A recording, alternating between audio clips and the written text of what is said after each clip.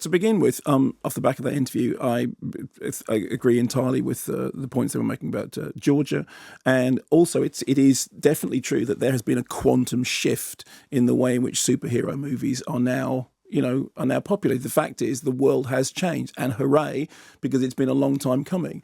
It's not just the Wonder Woman and the Captain Marvel. There is now a total sea change, and actually, it's always interesting when in popular culture those changes happen, because that's actually at the kind of forefront of changes. People growing up with role models, people growing up used to a world that doesn't just look like a bunch of white blokes doing stuff and marching down corridors. So that's all great. Second thing is that both Sophie Turner and Jessica Chastain are pretty good, I think, in X-Men Dark Phoenix. I think that one of them has a character who has a sort of a substantial arc. The other is, as Jessica Chastain was saying, it's not my movie. It's the Dark Phoenix movie. And of course, the center of the whole narrative is a character who is a divided soul. At the very beginning, we see this kind of Carrie-like result of her power that she's discovering, and she discovers that it's something which can be dangerous when uncontrolled. She's then brought in by Professor Charles Xavier, said, you are special. You have something that we can use. And then very early on, it was described there, so it's not a plot spoiler, there is this encounter with what doesn't look much like a solar flare, to be honest, in which this extraordinary thing happens whereby the character sort of has to confront this flare, which then does two things. On the one hand, it makes them powerful in a kind of Captain Marvel way. On the other hand, it unleashes a dark side. And to some extent, we've seen this narrative kind of being approached from different angles. So the director, who's written before in the series, said that he wanted to have a better stab at the Dark Phoenix narrative arc than the X-Men movie series had done before. I think the problem with it is this. Firstly, I think that in terms of the way in which it's plotted, the way in which it's put together, it feels very, very ramshackle. I mean, it does begin with a car crash, and there are elements in which it looked like that's the way the story is going. Now, I know that there were reshoots, but reshoots are standard on a large movie, and it's very easy to say, oh, well, there are problems with the structure which are to do with reshoots. I don't know that that's the case, because I can't remember a superhero movie recently that didn't have reshoots, but it does look, I think, structurally kind of chaotic.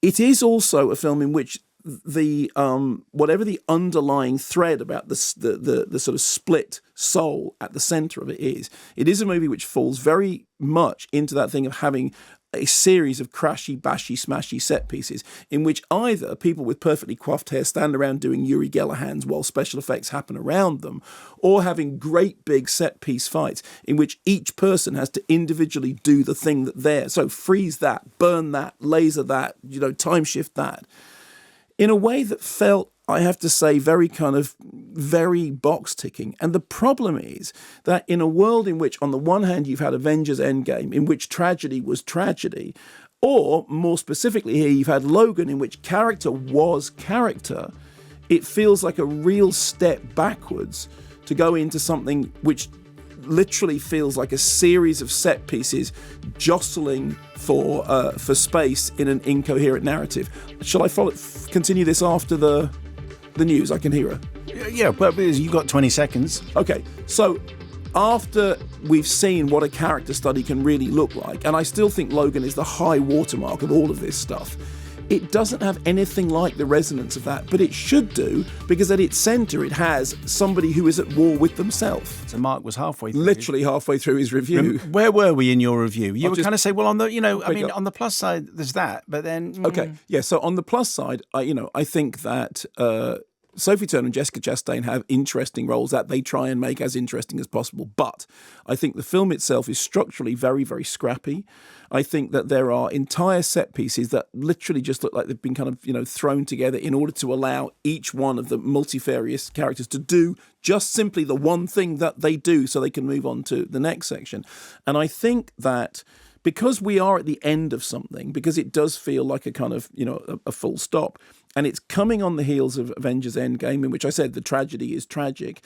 And it's also, in terms of this universe, Logan did such a great job of demonstrating how much it is possible to take these narratives and turn them into something. I mean, Logan was such a powerfully human film.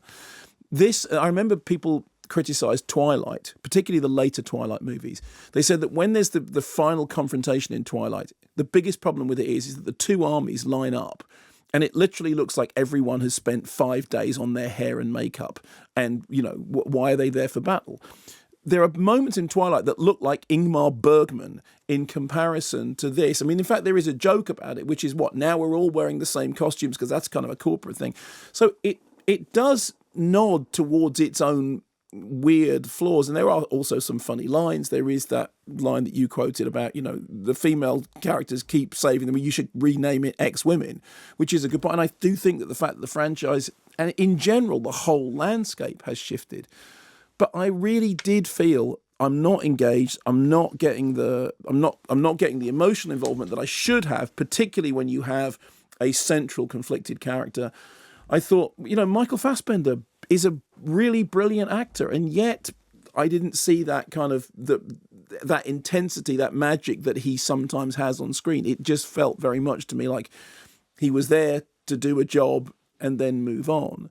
And the problem with all of that then is that there are moments in the fight sequences that I was reminded, and not in a good way, of Jack Nicholson trampolining in Wolf in the 1990s, and anyone who remembers that knows that that's not a compliment. So I think that there are at the centre of it. So Sophie Turner, I think, is doing as best a job as it is possible to do. I just wish that everything that was happening around her was so much better and so much less scrappy, because it did feel terribly scrappy.